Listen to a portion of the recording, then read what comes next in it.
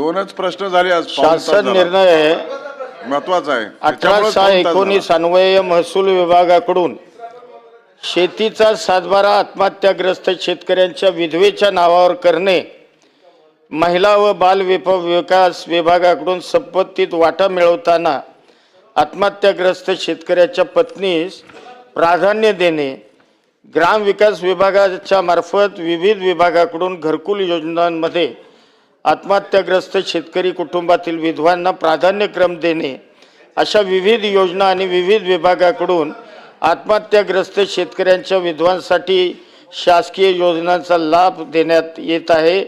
या संदर्भामध्ये आपण जी सूचना अधिकची केली, या संदर्भामध्ये सुद्धा सरकार सकारात्मक विचार. अरुण लाड. सभापती महोदय, हा विषय इतका महत्त्वाचा आहे. सांगली जिल्ह्यात मे महिन्यात पाऊस चालू झाला, 6 महिने पिकं पाणी खाली होती.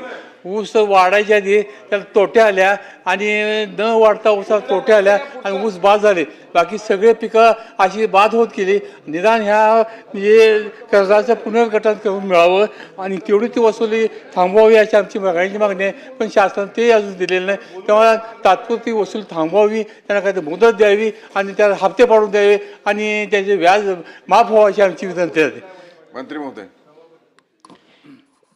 या संदर्भामध्ये सहकार विभागाला सूचना देण्यात आलेल्या आहेत.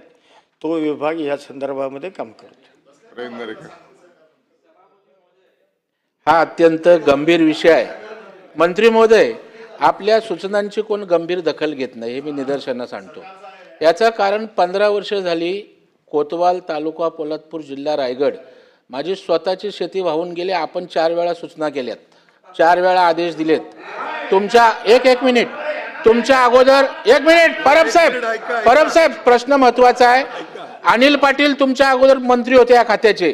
याच्यात गंभीर असं आहे ना, सरकार सगळी मदत करतं, पैसे आणतं, तुम्ही जे इथे सांगता किंवा शासन जे आदेश देतं त्याचं पालन होत नाही. माझी स्वतःची शेती या ठिकाणी पूर्ण वाहून गेले. मी 50 पत्र दिली असतील, 4 मंत्री झाले, अजूनही काय झालं नाही. कसा काय विश्वास ठेवणार? घ्या माहिती, आपण दिलात आदेश की नाही बघा. तुम्ही आता बोलता सूचना दिल्या ना, तुमच्या सूचना हे अधिकारी केराची टोपली दाखवतात. मी स्वतः भोगी आहे स्वतः. त्याच्यामुळे जर आपला आदेश पाळणार नसतील तर कसा शेतकऱ्याने विश्वास ठेवायचा? म्हणजे आम्ही बघतो स्वतः. दरेकर साहेबांनी मला पत्र दिलं होतं या अनुषंगाने. ऐका ना साहेबांच्या गावातलं नुकसान 15 साली झाले. हो बरोबर आहे ना. मग या संदर्भामध्ये मी ताबडतोब खाली चौकशीचे आणि पंचनाम्याचे जो अहवाल आहे तो मागवलेला आहे. तो आल्यानंतर या संदर्भामध्ये मदत देणे येईल.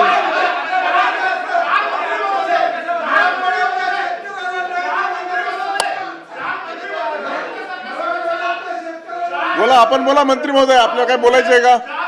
सदाभाऊ.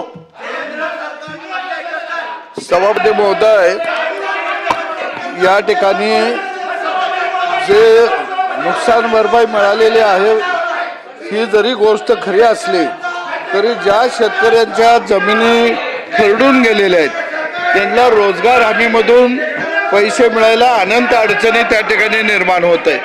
एका बाजूला रोजगार हमीमध्ये रोजगार सेवक असेल ह्यो त्या ठिकाणी मिळून येत नाही, बिलं वेळेवर होत नाहीत. त्याचबरोबर पीक विम्याचे ट्रिगर रद्द केल्यामुळं अनेक शेतकरी पीक विम्यापासून सुद्धा त्या ठिकाणी वंचित राहिलेले आहेत.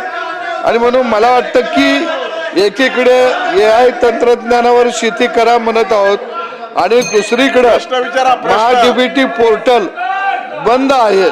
म्हणजे अशा अनेक अडचणीला शेतकरी सामोरे जात आहे. परंतु जी मदत केंद्राची याच्या अगोदर सरकारने दिली, मी सरकारला धन्यवाद देतो.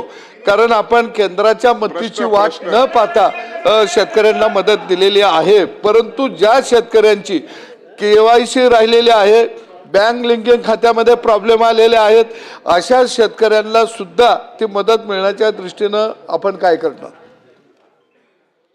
या संदर्भामध्ये आपण जिल्हाधिकाऱ्यांना सूचना दिल्यात की ज्यांच्या